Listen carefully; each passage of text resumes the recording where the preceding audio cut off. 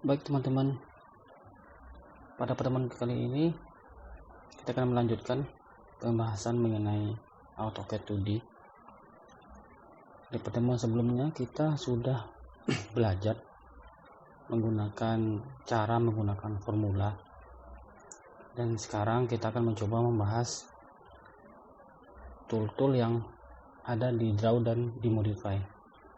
Seperti biasa teman-teman, kita buka dulu filenya.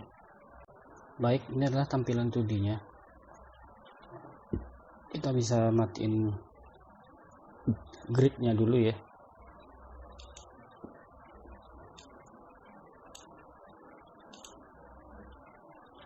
Oke, kemarin kita udah masuk belajar mengenai line teman-teman, menggunakan line dan formula. Sekarang kita masuk menggunakan polyline. Line dengan polyline itu sebenarnya sama. Bedanya apa? Kalau line itu garis itu, misalkan ini kita membuat bentuk nih teman. Saya bikin di sini misalkan sini 10 sudut 0 enter ke atas add 5 sudut 90. Selanjutnya kita pakai ortho, misalkan ini 10 enter, close enter. Sekarang saya gunakan polyline. Caranya sama, kita klik di sini, kita gambar yang sama, kita pakai ortho aja ya. Di sini kita kasih 10 enter, 5 enter, 10 enter, dan close. Nah, ini adalah gambar yang tadi kita bikin menggunakan line, dan ini adalah gambar yang kita bikin menggunakan polyline. Bedanya apa? Secara formula dia sama teman-teman, gak ada bedanya. Tapi bedanya hanya di sini. Kalau menggunakan line, garis itu seakan-akan terpisah satu-satu, jadi ini nggak nyambung. Tapi kalau kita menggunakan polyline, garis itu menjadi satu kesatuan. Artinya kalau menggunakan line ini, kalaulah misalkan saya hapus di sini, saya delete, ya kan? Makanya yang hapus satu doang. Tapi kalau polyline ini, kalau saya delete nih satu, maka ke delete semuanya, karena dia satu kesatuan. Terus timbul pertanyaan teman-teman, bisa nggak garis yang lain ini kita satukan atau kita bikin menjadi polyline, terhubung semua? Jawabannya bisa. Bagaimana caranya? Untuk itu kita masuk di sini tool modify. Kita masuk yang di bawah sini dulu. Ada di sini namanya join teman-teman. Di join. Join itu fungsinya untuk menggabungkan garis-garis itu. Caranya gimana? Kita klik join. Ya, setelah itu di sini ada perintah teman-teman. Kita select objeknya. Jadi ini kita blok aja. Blok itu kita klik di sini, kita lepas ya, klik di sini, enter. Maka ini menjadi satu kesatuan, menjadi polyline. Terus bisa nggak kalau yang polyline ini justru kita bikin menjadi line yang tadi, menjadi putus-putus? Caranya kita gunakan di sini explode. Explode itu gunanya untuk memecah. Saya klik explode-nya, setelah itu saya blok ya teman-teman. Ini ada perintahnya select object, saya blok juga di sini, enter. Maka ini menjadi satu-satu. Jadi line menjadi join itu menggunakan join ya. Kita menggunakan join. Tapi kalau kita mau memisahkan lagi, kita bisa menggunakan di sini namanya explode. Itu teman-teman. Jadi itulah yang disebut dengan join dan explode. Kita lanjutkan selanjutnya. Di sini teman-teman ada yang tool circle. Tool circle itu ada 6 ya. Pertama center radius, center diameter, 2 point, 3 point, tan radius, tan. Pertama center radius. Center radius itu kita hanya pertama kita tempatkan dia center point. Kita klik ya, habis itu pakai center point. Misalkan di sini nih. Setelah itu kita kasih radiusnya. Ortonya kita matiin aja nggak apa-apa. kita kasih radiusnya. Misalkan kita kasih radiusnya 5, maka kita ketik angka 5, enter. Berarti itu adalah diameter lingkaran yang mempunyai radius 5. Selanjutnya di bawah ini adalah center diameter. Caranya sama, kita klik. Setelah itu kita klik di sini. Setelah itu kita berikan diameter. Nah, sekarang ini diameter. Coba kita berikan diameter 5. Langsung 5 gitu, enter. Nah, ini adalah lingkaran dengan diameter 5. Sedangkan ini tadi adalah lingkaran dengan radius 5. Tentunya ini lebih besar. Selanjutnya ada di sini namanya 2 point. Artinya kita membuat lingkaran menggunakan 2 point. Misal saya bikin lingkaran menggunakan poin ini dan poin ini. Maka saya klik di sini 2 point. Setelah itu di sini ada perintah ya. Ini adalah poin pertama. Klik di sini. Habis itu klik lagi di sini, teman-teman. Nah, maka dia menjadi lingkaran yang sesuai poin yang kita tentukan tadi. Itu 2 point. Selanjutnya ada 3 point. Nah, ini kita membuat lingkaran menggunakan 3 point. Misal saya punya poin pertama di sini, misal nih, sini, poin kedua di sini, poin ketiga di sini. Kita coba, kita klik di sini 3 point, 1 di sini, 1, 2, 3. Maka dia akan menyentuh ketiga poin yang kita klik tadi. Ini teman-teman. Selanjutnya di sini ada tan radius. Tan itu apa? Tan itu sebenarnya tangen. Jadi kita membuat lingkaran berdasarkan garis tangan yang tegak lurus terhadap lingkaran. Jadi tan radius ini adalah tangen dan radiusnya. Misal saya membuat lingkaran berdasarkan tangan yang di sini dan di sini misal. Setelah itu kita tentukan radiusnya. Kita klik. Di sini tan pertama, ini tanda seperti itu ya. Ini tan pertama, ini tan kedua. Setelah itu kita berikan radiusnya. Misalkan radiusnya saya kasih di sini 3. Bentar.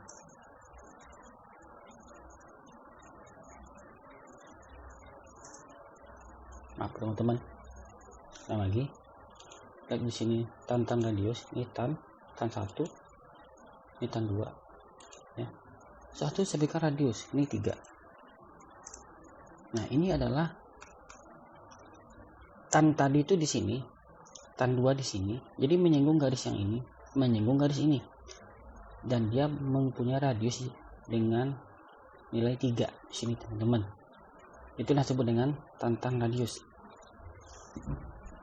Yang terakhir ini adalah tan. Jadi ada 3 kali tan, teman-teman. Kita coba ya begini. Kita coba bikin tannya di sini, teman-teman. Anggaplah saya punya ini ya, kita bikin di sini. Jadi tan ini kita hapus aja dulu ya. Hapus. Jadi kita klik di sini tan. Ini tan pertama, tan kedua, tan ketiga. Maka dia akan menyinggung ketiga garis ini. Garis satu di sini, garis kedua, garis ketiga. Itulah disebut dengan tan. Jadi gitu teman-teman. Jadi ada 6 cara membuat lingkaran. Nah, tentunya 6 cara ini kita gunakan sesuai dengan kebutuhan gambar sebenarnya. Keadaan gambar itu seperti apa. Oke, gitu teman-teman ya. Sekarang kita lanjut teman-teman. Sekarang kita lanjut tool modify lagi. Kita kembali ke sini. Saya sengaja ya memindahkan dari draw ke modify agar kita itu tidak terlalu jauh gitu ketinggalannya nanti. Karena ada beberapa hal yang juga kita harus disinkronkan antara draw dengan modify-nya. Tadi kita udah masuk join dan explode. Ini menggabung, ini memisahkan. Sekarang kita masuk yang move. Ini memindahkan. Pada pertemuan sebelumnya saya pernah mengatakan bahwa formula itu bisa digunakan untuk menggambar, untuk bikin draw, dan untuk memodify.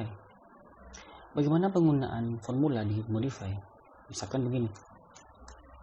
Tadi kita punya kotak di sini, ini ya. Ini panjangnya 10 ke sini. Ini kita hapus dulu ya. Oke. Sekarang di sini saya bikin lingkaran misalkan, teman. Saya bikin lingkaran dengan center radius ya. Ini klik di sini, kasih radiusnya, saya kasih di sini radiusnya 1. Tuh. Sekarang gini, saya mau memindahkan ini ke sini, memindahkan ini. Artinya saya memindahkan lingkaran ini sepanjang 10 ke kanan dan lurus. Teman-teman mungkin ingat waktu itu pernah saya katakan, kalau dia ke kanan lurus, berarti sudutnya adalah 0 derajat. Maka sekarang kita klik move. Ini ada select object, ini objeknya, klik di sini, klik, habis itu klik enter. Nah, di sini kita tentukan base point, artinya titik yang akan kira-kira yang akan kita angkat, kita pindahkan. Misalkan di tengah sini teman-teman. Oke. Setelah saya klik, nah disinilah kita berikan formula sesuai cara pertemuan pertama. Jadi kalau kita memindahkan ke sini, kita tinggal ketik di sini, berarti add 10 sudut 0. Bentar, maka dia pindah. Begitu juga kalau kita mau pindahkan ke atas, caranya sama, berarti kita klik move, lingkarannya kita klik enter, kita tentukan titik pindahnya di sini, base pointnya. Setelah itu kita berikan formula add 5, karena ini panjangnya 5, tingginya sudut 90. Tuh. Oke, itu ya teman-teman. Sekarang coba, itu formula yang pertama, artinya ada sudut, ada panjang, ada sudut. Sudut 0 ini ke sudut 0 ke sini, yang ke atas sudut 90. Sekarang coba saya undo dulu. Nah sekarang teman-teman coba kita mau pindahkan ini langsung ke sini. Nah kita kan tidak tahu nih ini panjangnya berapa, kita nggak tahu kan, tidak ada diketahui di sini. Yang ada apa, kita hanya punya proyeksi X ini 10 dan Y nya 5. Nah sekarang kita coba menggunakan formula yang kedua teman-teman. Caranya gimana kemarin? Kita klik di sini, move lagi, klik enter, base pointnya di sini. Nah di sini kita berikan formula proyeksinya, jadi add 10,5. Nah maka dia akan pindah ke sana dan pindah ke sini. Itulah cara formula yang kedua. Sekarang kita undo dulu, undo lagi. Begitu juga dengan cara orto teman-teman. Orto sama, kita tinggal coba hidupin ortonya, ambil move ya teman-teman, klik di sini enter, klik di sini, kita pindah ke sini aja, arahkan ke sini, ke sini 10. Lanjutkan lagi dia ke atas, klik di sini, titik di sini 5. Nah makanya waktu itu saya bilang formula ini bisa digunakan untuk draw dan untuk memodifikasi, bukan hanya move, nanti juga bisa copy. Tapi teman-teman ada suatu masalah, tentunya kita tidak akan selalu bergantung dengan formula. Jadi AutoCAD itu sebenarnya kita tuh juga harus mempunyai cara-cara yang bisa dikatakan itu sebuah trik, cara-cara cepat. Jadi selain kita mengingat formula, kita juga harus punya cara yang cepat. Karena gini teman-teman, dalam suatu proyek itu gambar gitu banyak sekali teman-teman. Kalau kita hanya berpikir formula, takutnya nanti kita ngeblank, ini angkanya tadi berapa, jaraknya berapa, kita nggak tahu. Maka sebenarnya AutoCAD itu biar lebih cepat, lebih praktis itu orang-orang tuh terkadang menggunakan cara praktis, cara cepat, atau bisa dikatakan dia menggunakan garis-garis bantu gitu. Misalkan gini teman-teman, ini mau saya pindah ke sini, kan tadi kita bisa menggunakan formula yang kedua. Tapi sebenarnya, coba matiin dulu ortonya ya. Tapi sebenarnya kalau kita menggunakan cara seperti ini aja, saya klik move, ini klik di sini, enter, klik di sini teman-teman, klik di sini. Nah, kita tinggal biasa aja, pakai freehand aja. Kita klik aja di sini teman-teman. Klik, nah, klik, pastikan dia udah berada di endpoint ya, di snap endpoint. Habis itu kita klik, maka hasilnya sama dan itu pasti pas. Nah itulah saya sebut dengan cara cepat. Jadi jangan terlalu bergantung dengan formula. Tapi jangan lupakan formula. Kebanyakan orang-orang itu dia lebih kepada cara cepat tapi melupakan formula, itu bahaya juga. Oke teman-teman, mungkin itu yang saya maksud. Jadi ada cara-cara juga yang harus kita pahami cara cepat. Jadi ada 4 sebenarnya teman-teman yang harus kita pahami dalam menggambar AutoCAD atau memodifikasi. Pertama itu kita menggunakan formula ya, formula add x sudut theta. Yang kedua kita gunakan formula add x, y. Yang ketiga itu cara menggunakan metode orto. Nah yang keempat ini itu cara trik, bisa saya katakan itu cara cepat. Bisa cara dengan menggunakan garis bantu, kadang dengan logika aja gitu. Nanti mungkin ke depan akan kelihatan contoh-contoh soalnya bagaimana saya akan membuat gambar-gambar itu. Oke teman-teman, itu adalah, kita kembali ke sini, itu yang disebut dengan itu cara membuat sheet lingkaran. Dan juga kita masuk ke move ya. Sekarang kita masuk copy. Move dengan copy itu sama teman-teman, hanya saja kalau move ya dia kalau kita pindah jejaknya nggak ada kan, tapi kalau copy ketika kita pindah itu meninggalkan jejak ya, namanya juga copy kan, tapi caranya sama. Misalkan kita klik copy ya, ini salah, perintahnya juga sama, select object, ini objeknya, habis itu di enter, klik di sini, klik. Habis itu misalkan kita pindah kemana nih, ke sini, kita pindah ke kiri nih, klik aja, udah. Nah, itu ada duplikatnya. Kita klik lagi di sini, ada lagi, klik lagi, ada lagi. Nah itulah cara copy. Selama kita belum enter atau escape, maka ini akan ada terus. Maka biar selesai ini kita enter aja teman-teman. Itulah dengan disebut dengan copy. Oke, sekarang kita lanjutkan teman-teman. Kita lanjut di sebelah kanan move. Ini ada namanya rotate. Rotate itu apa? Rotate itu memutar, jadi merotasi. Nah, untuk rotate ada aturan mainnya, teman-teman. Jadi kalau kita memutar itu searah jarum jam, misalkan kita mutar begini, kita putar ke sini ya, sini. Nah, itu berarti nilainya itu bernilai negatif. Jadi kalau searah jarum jam nilainya negatif. Tapi kalau berlawan arah jarum jam itu nilainya positif. Contoh, misalkan ini teman-teman, ini mau saya diriin teman-teman. Objek ini saya mau diriin, dirinya begini, seperti ini. Lihat kursor saya ya, dia seperti ini dirinya.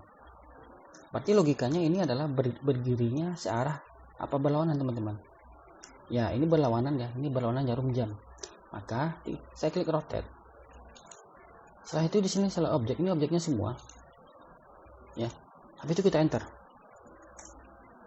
Setelah itu kita tentukan base pointnya, artinya titik putarnya di mana. Anggaplah di sini teman-teman, ini titik putarnya. Nah inilah yang terjadi. Jadi dia bisa muter-muter begini. Nah tinggal kita berikan sudut. Kalau tadi saya mau berdiri begini, berarti kita sudutnya adalah 90 derajat, itu sudut. Yang kedua arahnya ini berlawanan arah jarum jam, maka nilainya adalah 90 teman-teman, karena berlawanan arah jarum jam. Kita klik, kita kasih angka 90, habis itu kita enter, maka dia akan berdiri ke arah kiri.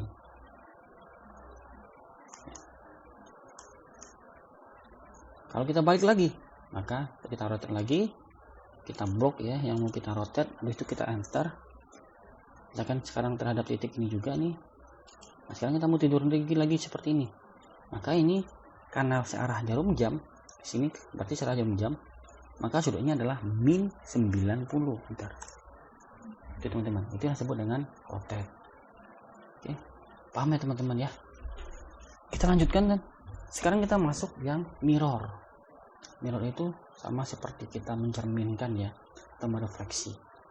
Misal saya mau mirror ini nih, objek ini, gambar ini terhadap garis ini,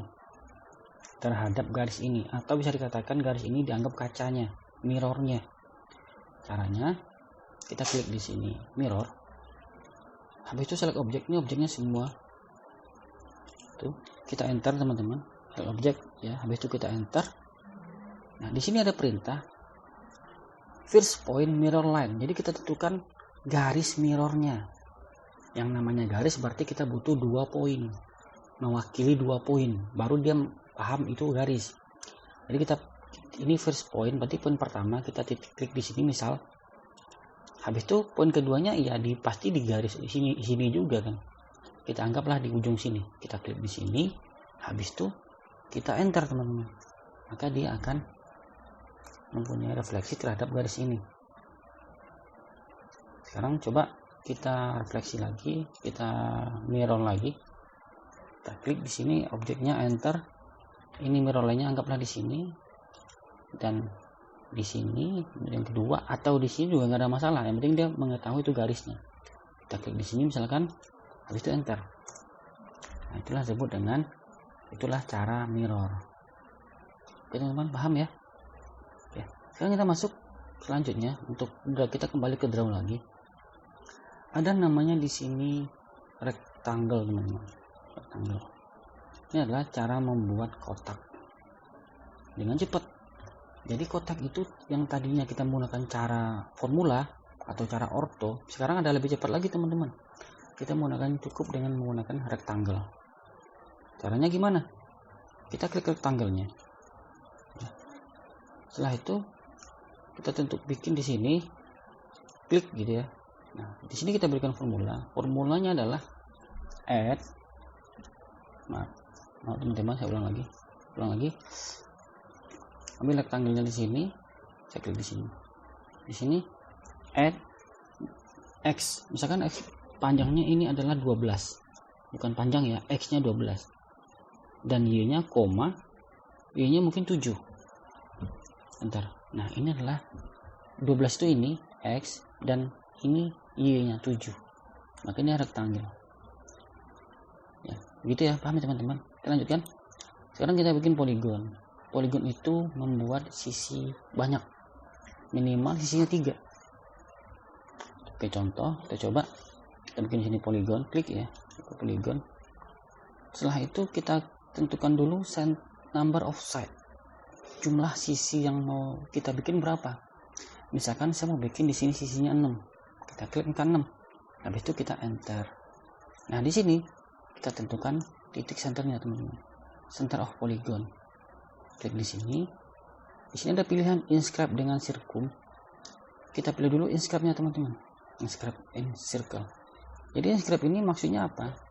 Dia membentuk radius itu dari titik tengah poligon ke pojok teman-teman, ke pojokannya, ke sudutnya, ke cornernya. Saya coba misalkan ya, klik di sini. Nah, coba lihat di situ teman-teman. Radius itu bergerak dari senternya ke pojok gitu kan ya. Nah, sini kita berikan radiusnya. Misal nih, radiusnya kasih 5 gitu. Bentar. Nah, itu adalah poligon dengan cara inscribe. Coba yang kedua, kita coba lagi, poligon lagi. Sama, sisinya kita kasih 6 sisinya. 6 gitu. Nah, di sini kita betulkan senternya. Yang kedua, kita pilih yang sirkum. Apa bedanya? Coba lihat teman-teman. Untuk kalau sirkum, dia itu dibaca radius itu dari center ke sisinya. Nah, di sini coba kita berikan nilai yang sama. Nilainya 5. Nah, maka di sini akan kelihatan lebih besar teman-teman. Karena kenapa? Karena radius itu dibaca dari center sini ke sisinya, maka terkesan dia agak kedorong teman-teman. Ya, itu teman-teman. Itu yang disebut dengan poligon. Oke. Sampai sini teman-teman paham? Oke. Kita lanjutkan ya teman-teman ya. Kita lanjutkan. Sebelum soal, kita coba lanjutkan dulu biar semakin jelas ya, paham gitu ya. Sekarang kita masuk yang di sebelah rotate ini, ada namanya trim teman-teman. Ada trim di sini, ada extend. Apa guna trim? Trim itu gunanya untuk memotong teman-teman. Misalkan saya membuat garis di sini nih. Ya. Anggaplah saya begini aja nih, saya coret ya. Kayak begini. Nah, misal nih, saya mau hapus di sini, saya mau hapus teman-teman. Ini saya mau hapus di area sini, mau saya hapus dan di sini. Maka kita gunakan di sini trim. Setelah itu saya klik, pertama itu saya klik batasnya. Artinya kalau saya mau menghapus ini, batas itu adalah ini dan ini. Karena saya mau hapus ini juga. Kalau kita ngerasa udah udah semua batasnya kita klik, habis itu kita enter teman-teman. Kita enter, habis itu kita klik garis yang mau dihapus. Yang mau dihapus kan ya, kita klik aja, klik, setelah itu di enter. Nah, itulah yang disebut dengan trim. Oke, selanjutnya extend teman-teman. Extend itu lawan dari trim. Misal saya mau bikin garis di sini. Nah, ini garis ini mau saya perpanjang di sini, mau saya perpanjang. Maka untuk memperpanjang itu kita bisa menggunakan extend. Saya klik extendnya, kita klik garis yang akan dituju. Ini kira-kira yang akan dituju sampai sini. Klik enter, habis itu kita klik garisnya, maka dia akan ke sini, dia akan menuju garis tadi. Nah, itulah maksud dengan trim dan extend. Kalau trim memotong, kalau extend itu malah memperpanjang. Baik teman-teman, untuk pertemuan kali ini kita cukupkan sampai di sini. Untuk latihannya kita lanjutkan di pertemuan ketiga. Untuk teman-teman yang mungkin ada yang mau ditanyakan, silahkan komen di kolom komentar. Jangan lupa bunyikan lonceng dan subscribe ya teman-teman, agar teman-teman tidak ketinggalan untuk part-part selanjutnya. Sekian dan terima kasih.